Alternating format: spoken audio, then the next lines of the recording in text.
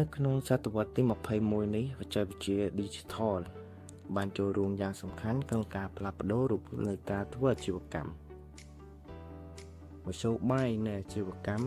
តាមបណ្ដាញឬ e-commerce បានក្លាយជាជម្រើសដ៏សំខាន់សម្រាប់អាជីវកម្មគ្រប់ប្រភេទក្នុងការទំនាក់ទំនងជាមួយអតិថិជន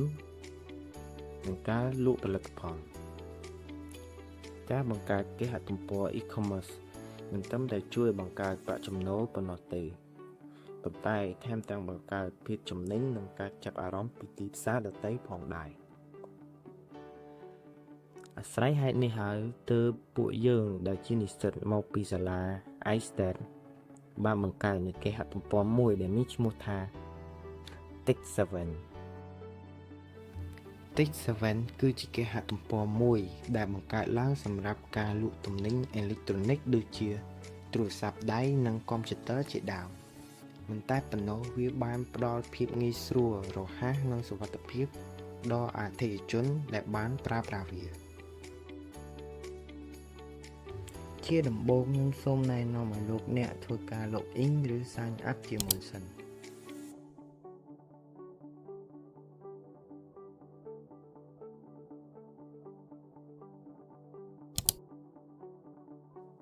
បន្ទាប់ពីយើងបាន login ឬ sign up រួចនោះយើងនឹងឃើញផលិតផលជាច្រើនដែលបានដាក់លក់នៅក្នុង website របស់យើងដើម្បីផ្ដល់ភាពងាយស្រួលដល់អតិថិជនលោកអ្នកអាចជ្រើសរើសយកទំនិញដែលលោកអ្នកត្រូវការ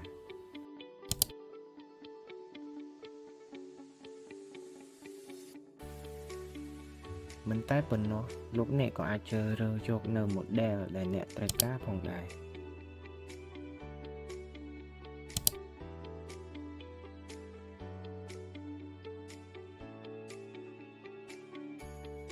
ដើម្បីដឹងពីព័ត៌មានបន្ថែមពីផលិតផលរបស់យើងគ្រាន់តែចុចនៅលើរូបភាព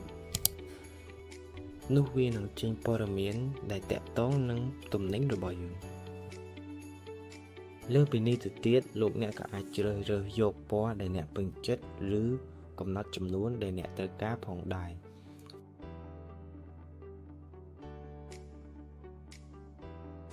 បើសិនបើអ្នកពេញចិត្តអ្នកអាចចុចប៊ូតុង Add to Cart បាន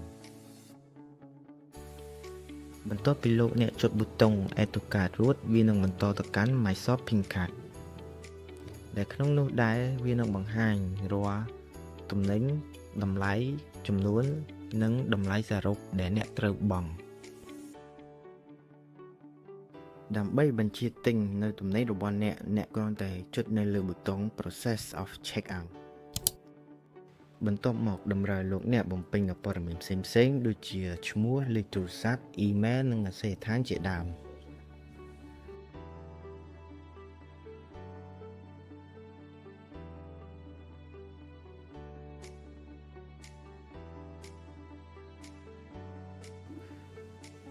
រួចចុចពាក្យថា Continue បន្ទាប់មកលោកអ្នកធ្វើការជ្រើសរើសនៅជម្រើសក្នុងការដឹកទំនិញរបស់អ្នករួចចុចពាក្យថា Continue បន្ទាប់មកលោកអ្នកធ្វើការបំពេញនៅលេខកាតឬក៏ធ្វើការបង់តាម ABA ឬ PayPal រួចចុចពាក្យថា Pay